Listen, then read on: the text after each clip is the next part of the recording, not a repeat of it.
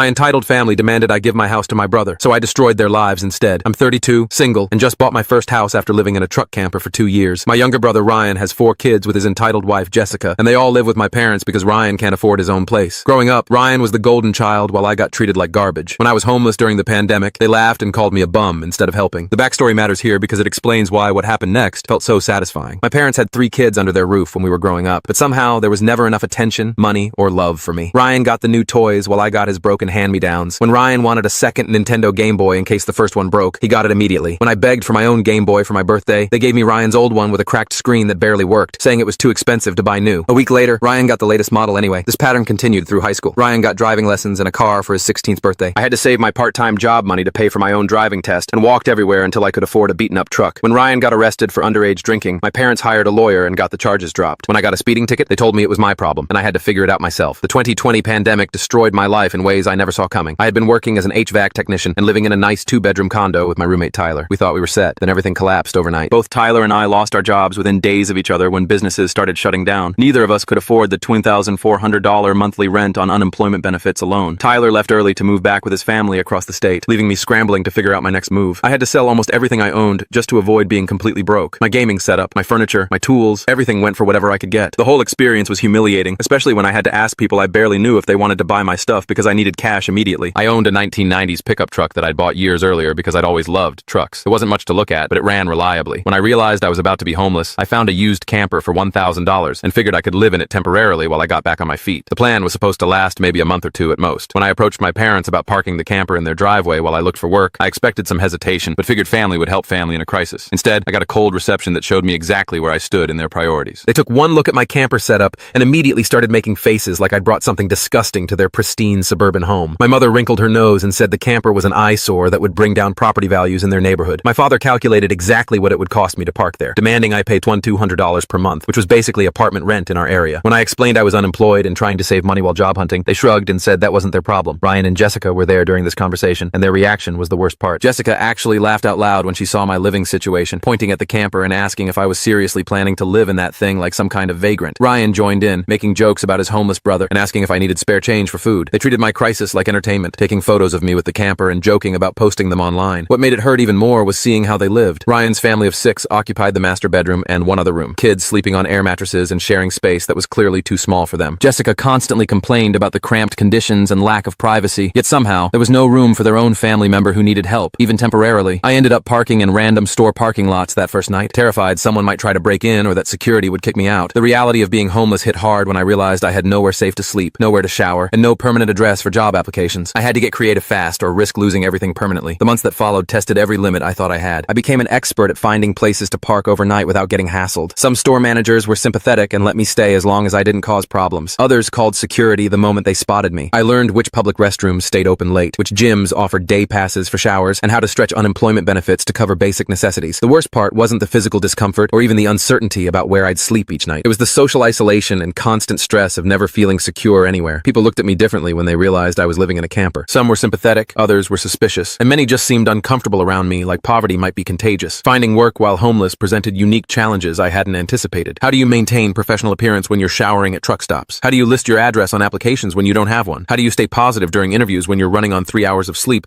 because someone was banging on your camper door at 2 a.m. telling you to move? After 4 months of this nightmare, I finally landed a job with a small company that needed an HVAC technician. The owner, Richard, was a straight-talking guy in his 50s who cared more about work ethic than appearances. When he found out about my living situation during the interview, instead of being put off, he seemed impressed that I'd managed to stay clean, show up on time, and maintain my tools despite everything. Richard offered me something incredible. He said I could park my camper in the back lot of his warehouse, far from the main building where customers never went. In exchange for this stability, I'd be on call for emergency repairs and would work Sundays doing maintenance tasks that didn't require the full crew. The arrangement was probably legally questionable, but Richard didn't care, and neither did I. Having a permanent safe place to park changed everything. I could finally sleep through the night without worrying about being forced to move. Richard let me plug into the building's electrical system and use a water spigot for basic needs. The night security guard, Tony, became one of my closest friends during this period. He'd check on me during his rounds, and we'd often talk about life during the quiet overnight hours. Living in that camper taught me skills I never thought I'd need. I learned to conserve water, manage limited electrical power, and make the most of minimal space. Winters were challenging even with a small electric heater, but summers were brutal without air conditioning. I eventually found a used portable AC unit that made the heat bearable, though it strained my power setup. The experience was physically demanding, but also oddly liberating. I had no rent, no utility bills, and very few possessions to worry about. Every dollar I earned could go toward rebuilding my savings and planning for something better. I worked overtime time whenever possible, picked up side jobs on weekends, and slowly watched my bank account grow from almost nothing to something respectable. After living this way for nearly 2 years, Richard promoted me to supervisor with a significant salary increase. That's when I started seriously house hunting. I wanted something close to work, affordable, and most importantly, completely mine. When I found a 3-bedroom manufactured home on a small lot just 2 miles from the warehouse, I knew it was perfect. The house wasn't fancy, but it was solid, clean, and priced right. I managed to negotiate the seller down $10,000 from asking price and used nearly my entire savings for the down payment. Getting approved for the mortgage felt surreal after everything I'd been through. When I got the keys, I just sat in the empty living room for an hour, hardly believing I'd made it from homeless to homeowner. I moved my camper to the backyard and set it up as a workshop and guest space. The house felt enormous after 2 years and 200 square feet. I had a real kitchen, a proper bathroom with a shower I could stand up in, and enough space to actually have people over. For the first time in years, I felt like I could breathe. That's when I made the mistake that started this whole mess. I posted about buying the house on social media, proud of what I'd accomplished, and wanting to share the good news with distant relatives who'd been supportive. I never expected my immediate family to see it, since we'd been essentially no contact since they'd turned me away. Within days, my parents, Ryan, and Jessica showed up unannounced. I still don't know how they got my address, since none of my friends admitted to giving it out. They just appeared at my front door like they'd been invited, pushing their way in before I could even process what was happening. The tour they demanded felt invasive and predatory. They walked through every room, opening closets and cabinets, commenting on how much space I had and how I couldn't possibly need all of it. Jessica kept making snide remarks about the furniture and decorating, but also kept measuring rooms with her eyes like she was planning renovations. Ryan repeatedly mentioned how the house was bigger than our parents' place and how much closer it was to his job across town. He seemed to be building a case for something, and I could feel the setup coming. My parents kept talking about how a single man didn't need 3 bedrooms and how family should help family when they have the opportunity. The conversation felt choreographed, like they'd practiced their roles beforehand. Jessica would mention how cramped their living situation was. Then my mother would talk about how nice it would be if everyone had more space. Ryan would complain about his commute while my father would comment on how much house I had for just one person. When they finally gathered on the front porch and left Ryan and me alone, I knew the trap was about to spring. Ryan's demeanor changed completely. Gone was the fake friendliness from the tour. Instead, he spoke to me like he was delivering instructions rather than making a request. He laid out their plan with stunning entitlement. His family would move into the main house since Jessica was pregnant again, and they needed space for the new baby. I would live in the camper outside, which he pointed out I was already comfortable doing. He spoke about curfews and restrictions on when I could enter my own house, treating me like a tenant rather than the owner. What made it worse was how he presented it as a done deal. He didn't ask if I'd consider it or request my help. He told me what was going to happen and expected compliance. When I tried to speak, he talked over me like my opinion was irrelevant. The entitlement was breathtaking, but somehow not surprising given our family history. I pulled out my phone and started recording, which seemed to energize Ryan rather than deter him. He kept talking about all the reasons his family deserved the house more than I did, building his case like he was presenting evidence to a judge. He even reached out his hand for me to shake, as if I'd agreed to give up my home. That's when I finally found my backbone. I told him hell no, loud enough that he stumbled backward in surprise. I'd spent too many years being pushed around by him and our parents, but this was my house, bought with my money, and I wasn't giving it up for anyone. Ryan got right up in my face and said I didn't deserve the house, that his family came first, and that our parents had already decided this was happening. The entitlement was staggering. He genuinely believed that wanting something was the same as deserving it, and that our parents' opinions carried legal weight over my property ownership. That's when the rest of them burst through the front door like they'd been waiting for their cue. Suddenly, I was surrounded by 4 people all talking at once, trying to pressure me into agreeing. My mother kept saying, just do it for Ryan, like it was a small favor instead of giving up my house. Jessica screamed about being pregnant and how I couldn't do this to her, as if I owed her anything. I told them they had no say in my life or my house and ordered them to get out before I called police. That's when Jessica completely lost it, screaming about how I was heartless and selfish. When I called her a stuck-up bitch who'd never shown me any respect, she attacked me. She got in one good hit across my face with her nails before Ryan pulled her back. She kept trying to get at me, screaming that she wanted to scratch my eyes out while Ryan held her like she was a wild animal. The whole scene was insane, but I had it all on video. I held up my phone and told them I'd recorded everything and would call police if they didn't leave immediately. My mother tried one last guilt trip about coming to my senses, but I told her there was nothing to reconsider. I warned Jessica that I had her assault on video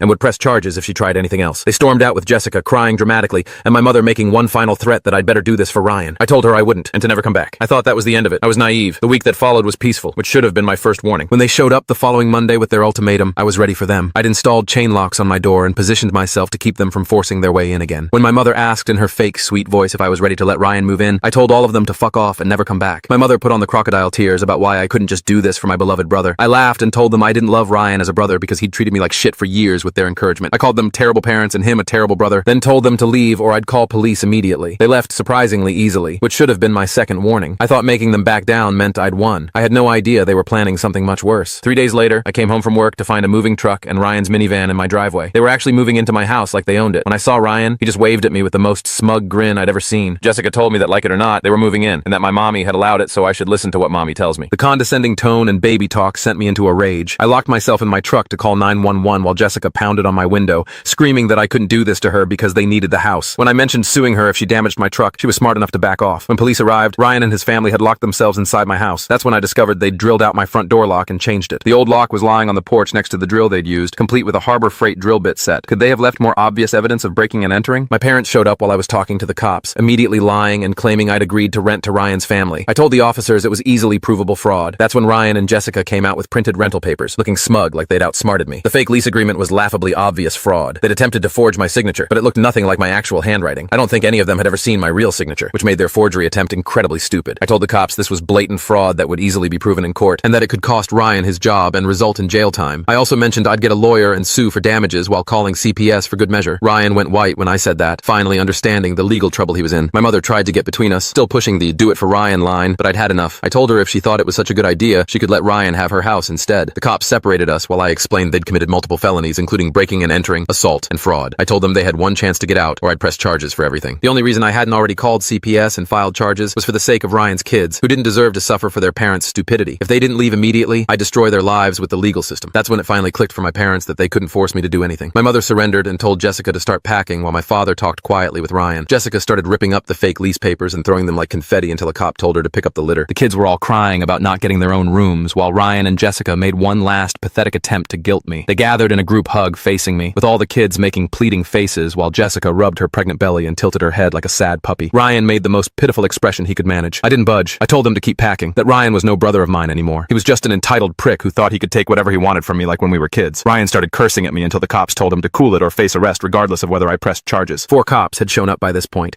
giving my family extra incentive to cooperate. When Ryan threw my new house keys down a storm drain instead of handing them to me, one officer made him climb down and retrieve them. He got pretty dirty in the process, which felt like poetic justice. As they finished loading their stuff, my mother kept trying to bargain, offering that Ryan could pay rent or that I could move back with them so Ryan could rent my house. I told her to shut up and keep packing because I didn't want Ryan's money and I'd never live with them again after how they treated me as a kid. With 4 cops watching, I finally got to say everything I'd wanted to tell my parents for years. Called them out for every shitty thing they'd done, pointing out how they couldn't even help when I was homeless, but expected me to give up my house for their favorite child. The cops looked increasingly judgmental as I laid out the family history. I asked my parents what I'd ever done besides being born to deserve such terrible treatment, since they wanted to snatch away my success for their golden child. I told them I'd rather they disown me than pretend we were family while treating me like a doormat. They had no answers, just stood there looking defeated. The confrontation in front of police was cathartic, but also the beginning of bigger problems. I immediately went online and posted everything with video evidence. The family turned against my parents overnight. Most relatives sided with me after seeing how entitled they'd been, especially the ones who'd suspected favoritism for years. But that was just the opening act. The real destruction came months later when Jessica's world completely fell apart. During their divorce proceedings, DNA tests revealed her youngest child wasn't Ryan's. She'd been having an affair the entire time, playing house with my brother while sleeping with another man. Ryan sued for divorce in our at-fault state, which meant Jessica's infidelity destroyed any chance of getting alimony or a favorable settlement. She lost everything. Court awarded Ryan primary custody, left Jessica with most of the credit card debt she'd accumulated, and gave her only supervised visitation initially. Her affair partner, who she'd thought would be her ticket to a better life, dumped her the moment he realized he'd have to pay child support for a kid he never planned to have. Jessica went from having a house, a husband, and financial security to living with her parents and working in their family business with a criminal record. The legal proceedings revealed just how bad Jessica's spending had been. She'd racked up over $40,000 in credit card debt buying designer clothes, expensive dinners, and luxury items while Ryan worked overtime to pay bills. She'd hidden purchases by spreading them across multiple cards and accounts. My parents, who'd spent years enabling Jessica and Ryan, suddenly found themselves stuck with Ryan and 3 kids in their house full-time, with no end in sight. Jessica's constant complaints about space and privacy had been annoying before, but now they realized she'd been the least of their problems. 3 young kids and a heartbroken Ryan made their house chaotic in ways they'd never anticipated. The irony was perfect. The people who'd mocked me for being homeless and refused to help were now living in cramped, stressful conditions with no escape plan. Ryan couldn't afford his own place on just his salary, especially with child support obligations and legal fees from the divorce. When my parents came begging for money to help Ryan get an apartment, I laid out my finances in detail, showing them exactly why I couldn't spare thousands of dollars for someone else's housing. I pointed out that Ryan actually made more money than I did, but had been financially irresponsible for years. I reminded them how they'd charged me apartment-level rent to park a camper in their driveway when I was unemployed, but now expected me to pay for Ryan's housing when he had a full-time job. The hypocrisy was staggering, but at least they didn't argue this time. Ryan now lives in my old camper in our parents' backyard, so his oldest son can have his own room. The family that once mocked me for living in a camper now depends on that same camper for their privacy and space. The poetic justice is almost too perfect to believe. Jessica tried one last desperate play for revenge, showing up at my house to blame me for destroying her family. She was probably high on something, ranting about how mothers with children are sacred and how I should have given up my house to support her family. When she tried to put her hands on me, I threatened to call police and reminded her about my doorbell camera. I got a restraining order after that incident, using video evidence of her assault and harassment. She can't contact me directly anymore, though she apparently complains to Ryan about my Reddit posts documenting everything. Ryan told her he doesn't care because the posts serve as a reminder of who he used to be, and he's not losing sleep over the consequences of his past actions. The extended family has mostly disowned my parents and Ryan after everything came out. Holiday gatherings happen at other relatives' houses now, and my parents aren't invited. The few family members who still talk to them do so out of pity rather than respect. My parents have been going to counseling and church, apparently trying to become better people. They've apologized multiple times and admitted they were terrible parents who raised a narcissistic golden child. Whether this change is genuine or just damage control remains to be seen. The best part of this whole story isn't the revenge or justice, though those were satisfying. It's the peace I have now. I wake up in my own house, go to work at a job I enjoy, and come home to tenants who pay most of my mortgage. I have savings, stability, and genuine relationships with people who respect me. Ryan's kids have started warming up to me now that their toxic mother isn't poisoning them against me. I actually enjoy being an uncle when they visit, and they seem to appreciate having an adult in their lives who treats them with kindness instead of using them as emotional weapons. Sometimes people ask if I feel bad about how everything turned out, whether I should have just given them the house to keep the peace. The answer is absolutely not. Giving in to bullies and narcissists doesn't make them better people. It just teaches them that their tactics work. My family learned that actions have consequences, and that entitled behavior eventually catches up with you. The house I fought so hard to keep has become more than just a place to live. It's proof that hard work and determination can overcome family dysfunction